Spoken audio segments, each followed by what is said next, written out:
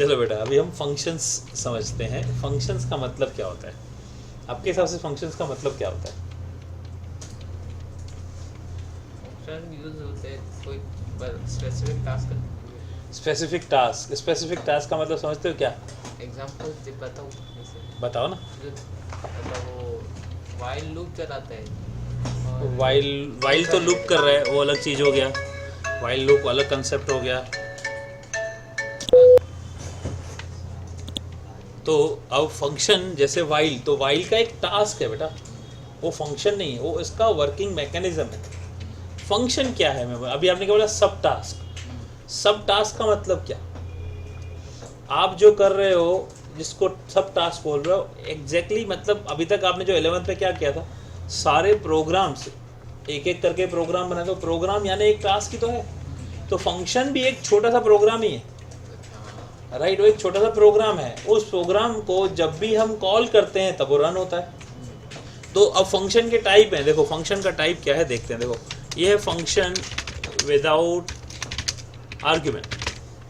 Argument का मतलब क्या होता है? जैसे फंक्शन लिखा डेफ, ठीक है, डेफ करके ये आपका कीवर्ड है पाइथन में। अब इसमें मैं कुछ लिखता हूँ, सपोज के एक फंक्शन बनाते हैं, चलो ऐड करके फंक्शन बनाते हैं, ठीक है। अब इसके अंदर क्या करेंगे, यहाँ पे आप 3 वेरिएबल ले लो, A is equal to integer input, ठीक है, enter value, enter first value, ठीक है, ये आ गया। ऐसे ही बी के लिए ले लिया, एंटर सेकंड वैल्यू, ठीक है। अब C is equal to A plus B कर दिया आपने, प्रिंट कर दिया। क्या प्रिंट करो? A plus B equals to C. अब ये फंक्शन हो गया। देखो मैं यहाँ एग्जाम्पल सेव करता हूँ, फंक्शंस करके सेव कर देता हूँ। जब आप इसको रन करोगे ये आपको कुछ नहीं आया। देखो क्यों नहीं आया?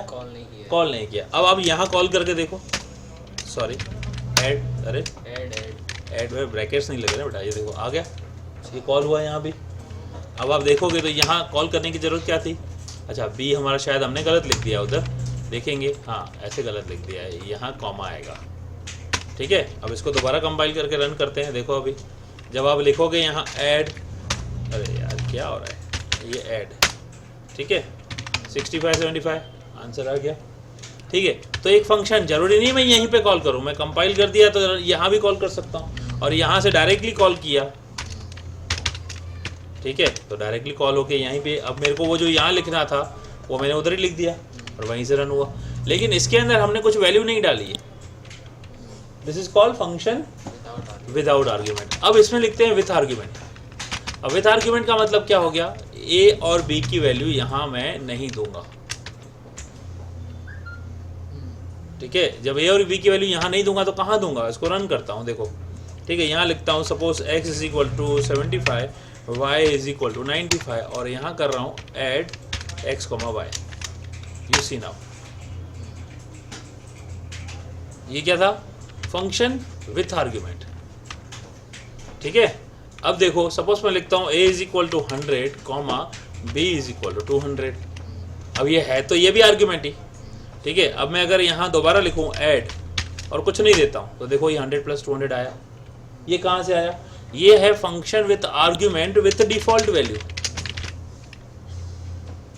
डिफॉल्ट वैल्यू मतलब आपने यहाँ दे दी। सपोज अगर आप इसको दोबारा रन करते हैं, ठीक है, और यहाँ ऐड करके पास करते हो भाई 20, 30, तो डिफॉल्ट वैल्यू की जगह 20 और 30 वैल्यू चली गई। अगर आप कुछ नहीं पास करते हो तो डिफॉल्ट वैल्यू आती है, और अगर आप कुछ पास करते हो तो वो वैल्यू बदल जाती है, right, like this the value is change. अब इन दोनों में है ये, अभी कितने फंक्शन बताया मैंने? फंक्शन विदाउट आर्ग्यूमेंट, दूसरा कौन सा बताया? फंक्शन विथ आर्ग्यूमेंट, तीसरा क्या बताया? आर्ग्यूमेंट। अब देखो फंक्शन विथ रिटर्न वैल्यू। अब रिटर्न वैल्यू क्या होता है? अब ये जो प्रिंट हो रहा है यहाँ पे, ठीक है ना, तो ये प्रिंट आउटपुट है ना, मुझे आउटपुट नहीं चाहिए, राइट, मुझे आंसर चाहिए। आंसर क्या है? आंसर सी है। मैं यहाँ लिख दूंगा सीधा रिटर्न सी। अब इसको अब अगर आप रन करो, नाउ सी, अब देखो इसको रन किया, ठीक है। अब इसको यहाँ करते हो ऐड, एंटर मारते हो तो 300, ठीक है। ये क्या था?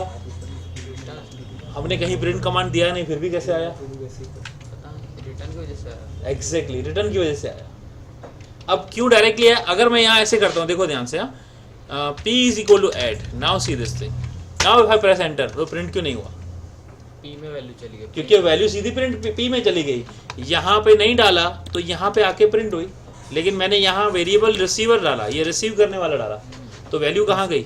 P में गई। जब मैं इसको प्रिंट करूँगा प्रिंट P। तो ही आएगा आंसर। समझ में आई बात?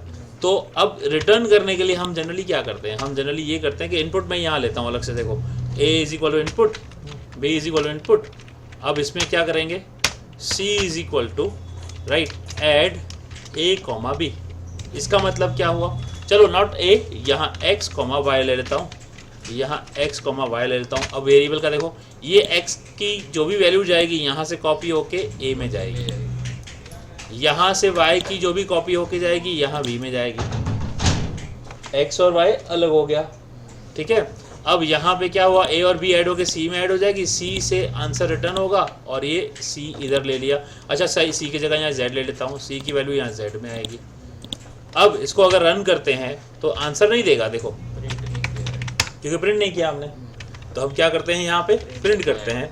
प्रिंट करके यहाँ कर सकते हैं क्या? X comma plus Y comma equals to Z।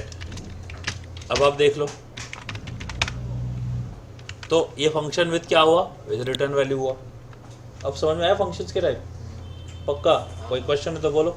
मैंने रन किया तो पता नहीं कौन सी एरर है इसके। एरर तो कुछ भी हो सकती है, लेकिन ये टाइप ऑफ फंक्शंस मैंने बताया, राइट। अभी तो रिकर्सिव भी होते हैं, ऐसे फंक्शंस भी बहुत सारे टाइप के होते हैं, लेकिन क्या है, ये सिंपल एग्जांपल मैंने तुम्हें बताया। अभी ग्लोबल फंक्शन, ग्लोबल वेरिएबल ये नहीं बताया, लोकल वेरिएबल नहीं बताया, ठीक है ना? हाँ पता है ना? तो वो अभी इसमें तुम्हें मैंने बताया, इसमें छोटे से फंक्शंस के मैंने तुम्हें टाइप बताया जो तुमने सवाल कर पूछा। और कोई क्वेरी है? तो बाकी हाँ रिकर्जन भी होता है। रिकर्शन के लिए दोबारा, चलो ठीक है, इसके लिए दूसरा कंसेप्ट बताऊंगा।